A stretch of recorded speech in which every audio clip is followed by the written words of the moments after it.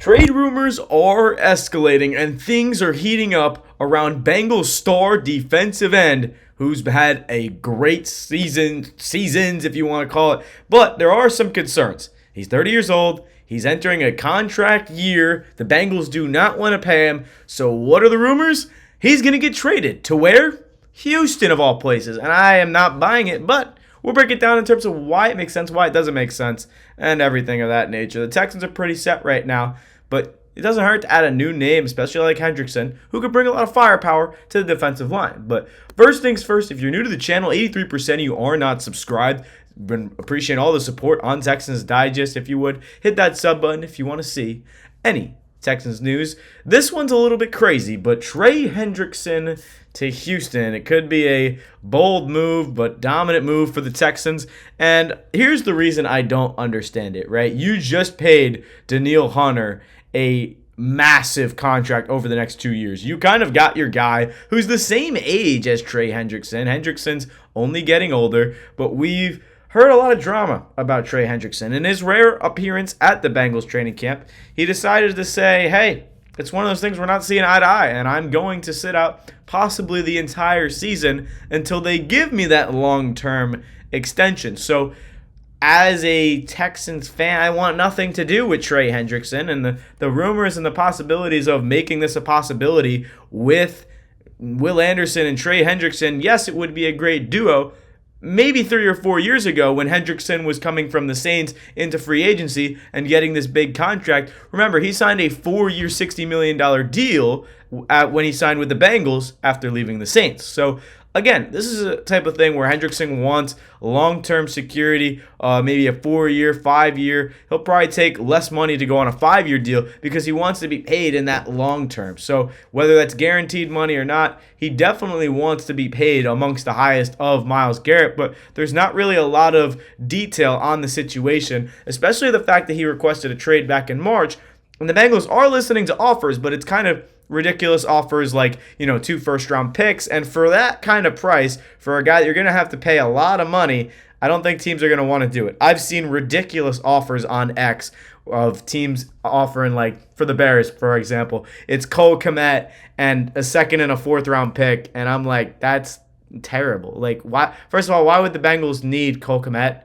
And second of all, why would a second and a fourth on top of Cole Kmet be worth it? I mean, understandable because his contract is expiring this season, but at the same time, again, do you want to trade for somebody who is dominant right now, but he has this issue to where he wants a lot more money and probably just wants a long-term deal, but are you signing a 30-year-old player who's turning 31 in December to a long-term contract when he's kind of already past the prime of his career, no offense, right? He just played pretty amazing, 17 and a half sacks per season over the last 2 years. I mean, that's pretty good for somebody who could have won Defensive Player of the Year last year. So that's, again, something good to see in terms of if you want to give him a long-term deal. The problem is that he's getting older.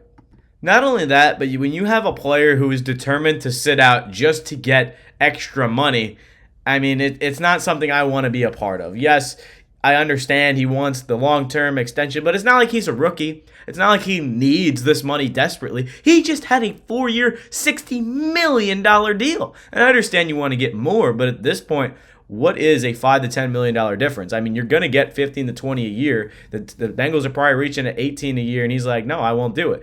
And meanwhile, Myles Garrett's getting close to 30, and it's understandable. But, man, these NFL guys, they're making a lot of money, but, I mean, just sign the contract. It is my opinion. I'm not a player, and I'm, going to get probably the most that I can out of everything, especially your agent. If your agent's Daniel Jones and you get that contract, I mean, good for you. You deserve it.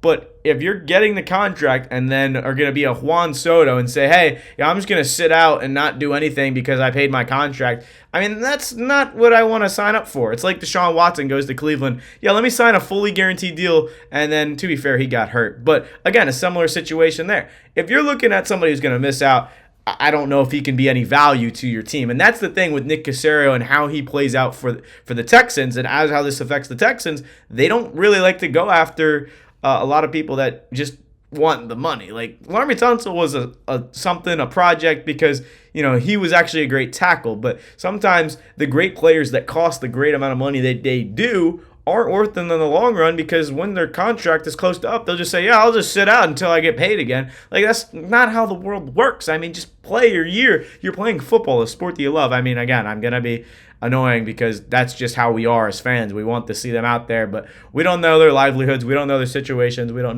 know how much money they need to live. But, they're going to get big contracts. Now, for the Texans, they don't need Trey Hendrickson. They have Danielle Hunter. They have Will Anderson. So it's a question of, do you want to get a guy who's going to replace Danielle Hunter, even though he's the same age as him?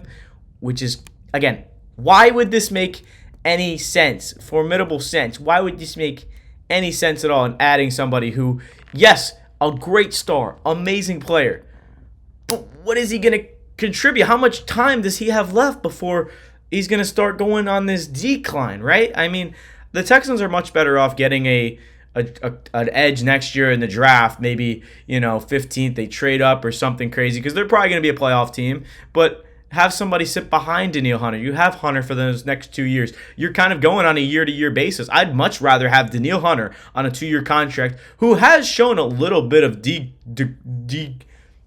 terms of his play. He's had some down years. I mean, last year was a solid year. It was still Danielle Hunter. It wasn't 2023 Vikings Danielle Hunter. But, again, he had a little bit of a down year last year. And when you're looking at how he played in the system, I mean, he deserved the money. It was a lot of money, don't get me wrong. But when you're looking at the Texans' defense, what is Trey Hendrickson going to do? And if you're going to give up a first-round pick, you're going to have to pay him, and he's 30. It doesn't make any sense to me at all. Let me know your thoughts in the comments, but I feel like this is just kind of, again, more bogus, more fluff, more crazy articles that say, hey, what about this situation? The Texans could do something. Like, I mean, just stop. Like, as much as I would say, yeah, why not? It just doesn't make any sense at all. And the Texans defense is kind of set. And as much as I would think for the future to say, okay, we probably want a younger guy to be behind Will Anderson in terms of, the Batman, the Rob. I mean, Will Anderson's going to be crazy for years to come. But a few years ago when the Texans drafted, I don't know if it was the year of Kenyon Green's draft, but I wanted George Karlaftis. Originally, that was the pick I thought they were going to go with at 13. Instead, they trade back to 15 and take Kenyon Green, a guard from Texas A&M, who's not on the team anymore for the right reasons. More of a second-round talent. You reached on him. He played. He didn't play good. George Karlaftis fell to 30.